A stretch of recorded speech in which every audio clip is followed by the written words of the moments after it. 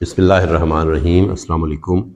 ناظرین، آپ کی سکرین پر اپنے سوشل میڈیا چینلز کے لیے میں ہوں آپ کے ساتھ سلیم آوان۔ آج کے ہمارے اس ویلاگ کا، آج کی ہماری اس نشست کا اور گفتگو کا عنوان ہے کہ علی امین گنڈاپور جو وزیر اعلیٰ کے پی کے ہیں، پی ٹی آئی کی صوبائی صدارت سے ان کو ہٹانے بارے میں ہم گفتگو کریں گے، لیکن تھوڑا سا ہم مذاکرات بارے بھی بات کر لیتے ہیں۔ حکومت اور اپوزیشن کے مذاکرات پر شاید اب بہت زیادہ بات ہو گئی ہے،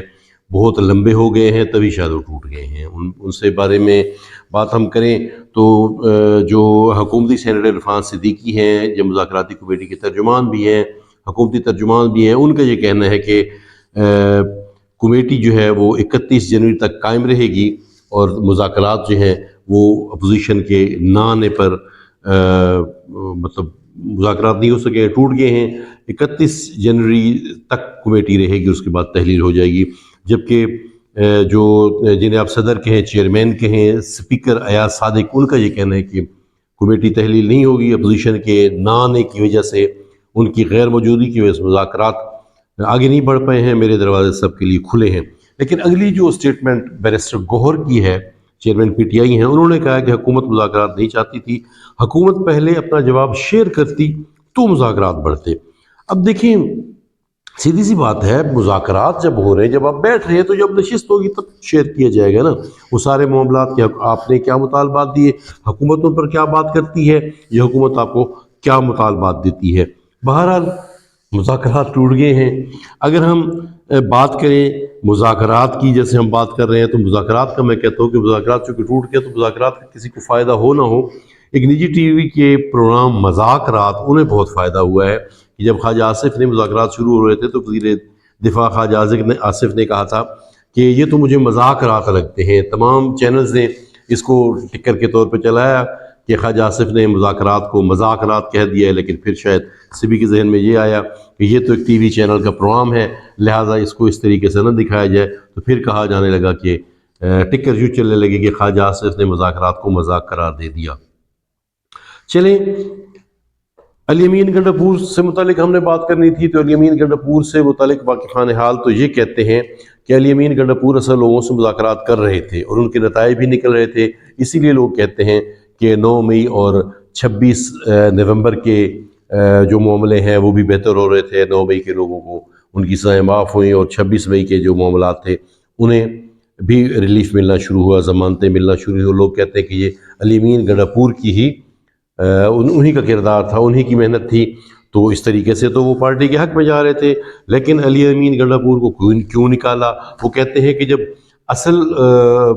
مطلب لوگوں سے مذاکرات کر کے تو کچھ طے کر کے عمران خان کے پاس لے جایا جاتا تھا تو عمران خان انہیں نہ کر دیتے تھے، ڈینائی کر دیتے تھے۔ پھر کہا گیا کہ عمران خان کو بنی گالہ منتقل کرنے کی بھی پیشکش شاید اسی ذریعے سے ہوئی، واقفان حال کہتے ہیں۔ لیکن عمران خان نے کہا کہ کوئی اور بات کریں، پہلے میرے کارکنان رہا ہوں گے، پھر میں بنی گالہ جو یہ رہا ہوں گا، بنی گالہ کی بات چھوڑ دیں، کوئی اور بات کریں۔ اچھا، اب ان عوامل کو دیکھا جائے تو یہ کہا جاتا ہے کہ گنڈاپور جو ہیں وہ خود سے، سلمان اکرم راجہ کو خود سے پارٹی کی صدارت چھوڑنے کی مطلب بار بار کہہ چکے تھے کہ میں پارٹی کی صدارت چھوڑنا چاہتا ہوں۔ لیکن اب پھر واقفان حال یہ بھی کہتے ہیں کہ شاید علی امین گنڈاپور کی کے پی کے کی جو وزارت اعلیٰ ہے وہ بھی خطرے میں ہے، وہ بھی جا سکتی ہے۔ اب پارٹی کے اندر کیا معاملات چل رہے ہیں ان سے بارے میں یقیناً واقفان حال بھی جانتے ہیں اور کے پی کے لوگ بھی جانتے ہیں۔ لیکن ہم یہ پڑھ رہے ہیں، ہم یہ سن رہے ہیں، ہم یہ مطلب میڈیا یہ بات بتا رہے ہیں کہ گزشتہ 3 ماہ سے عمران خان کو ان کے جو وکلاء ہیں وہ بھی کچھ شکایات کر رہے تھے علی امین سے متعلق، اور علی امین گنڈاپور جیسے ہم نے پہلے بات کی کہ سلمان اکرم راجہ سے پارٹی عہدہ چھوڑنے کی بات کر رہے تھے، اور پھر یہ کہا گیا کہ عمران خان خود بھی علی امین گنڈاپور سے مختلف معاملات پر ناراض تھے۔